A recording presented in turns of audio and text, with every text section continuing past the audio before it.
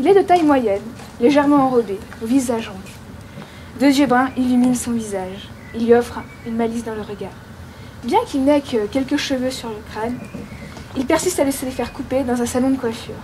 Il a une voix de ténor, assurée, qui lui permet de chanter avec grâce. Mon grand-père adore pousser la chansonnette. À le voir, il incarne plus le personnage que l'homme. Ils sont tous élèves de la classe de 3e C du collège des Bauges à Châtelard. Et pour la première fois de leur vie, ils sont auteurs d'un livre. Ceci grâce à un atelier d'écriture initié par la Fondation Fassim. Nous sommes là pour la restitution de l'atelier artistique mené par notre écrivain Miguel Bonnefoy, qui est en résidence depuis 3 mois au Château des Alus.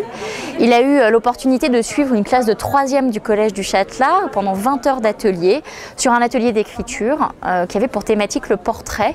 Il avait envie de leur faire écrire un portrait d'un proche, voilà, de quelqu'un qui leur tenait vraiment à cœur. Comment quelqu'un que l'on n'a vu que 2 heures peut-il marquer un esprit à ce point? C'était un accordeur de piano. Quel âge cet homme avait-il? Peu importait quel était son âge. Seuls ses cheveux grisés par le temps permettaient de deviner la somme de ses années. Sous l'impulsion du jeune et charismatique Miguel Bonnefoy, un auteur naissant originaire d'Amérique du Sud, les collégiens savoyards auront pu découvrir par la pratique une autre facette de la littérature. Je ne soupçonnais pas que les élèves allaient nous offrir un tel éventail de sujets et de portraits différents et qu'ils allaient donner à cet exercice une aussi belle expression.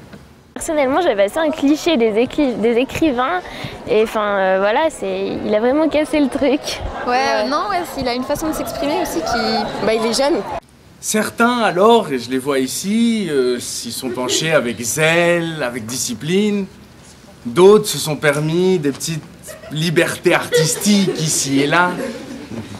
D'autres encore y ont vu une catharsis, une façon de purifier une douleur, de revenir à un souvenir. Mais je pense que tous sont sous un même signe qui a été celui de l'engagement littéraire. J'ai compris bien plus tard que quand la vie vous prenait trop cher, on découvre à quel point les liens qui nous unissaient étaient solides et puissants. Je l'admirais. Le monde ne cessera jamais d'exister tant que la personne vit dans notre cœur. Aujourd'hui, je veux rendre hommage à ce frère héroïque et faire part au monde des dangers de cette maladie. L'épilepsie tue. Il faut lutter sans fatigue contre elle et ne jamais arrêter le combat, car un jour les chercheurs sauront vaincre cette maladie. En mémoire de mon frère Sylvain.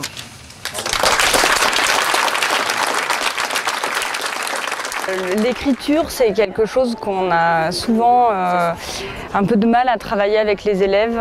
Ça peut être assez laborieux et l'aborder par des angles un peu différents, avec quelque chose de beaucoup plus concret, un objectif précis et puis l'intervention aussi d'un auteur qui a su les motiver, les embarquer. Ça s'est du coup passé tout seul. Et ils ont fait beaucoup de progrès justement dans la démarche écrite. Ça a été très intéressant. Mon grand-père a toujours voyagé. Un exil de 10 ans. Plus de 70 pays. Des souvenirs d'ailleurs, j'en ai plein la tête.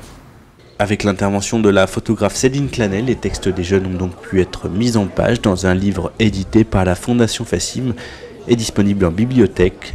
Ceci grâce au soutien du Conseil général de la Savoie, de Savoie Biblio, de la Fondation du Crédit Mutuel, du Centre national du livre et du ministère de la Culture, pour la plus grande fierté des familles de ces jeunes auteurs.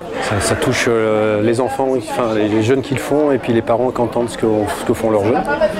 Donc c'est pas facile pour eux, c'est des âges où c'est pas évident d'écrire.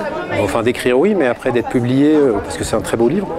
Et puis de le lire ou de le déclamer avec un public, non, c'est assez fort. Ouais. Fierté, oui, pour ma fille, oui. Je suis content qu'elle ait vécu ça et je suis très fier de ce qu'elle a fait. Oui. Toute la montagne semble reposer en elle.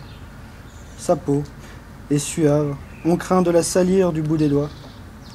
Elle a toujours une petite fleur qui change de couleur selon son humeur. Et dans ces tons grisonnants, elle peut être souvent princesse par moments et reine selon le temps, elle, la Tome des Bauges.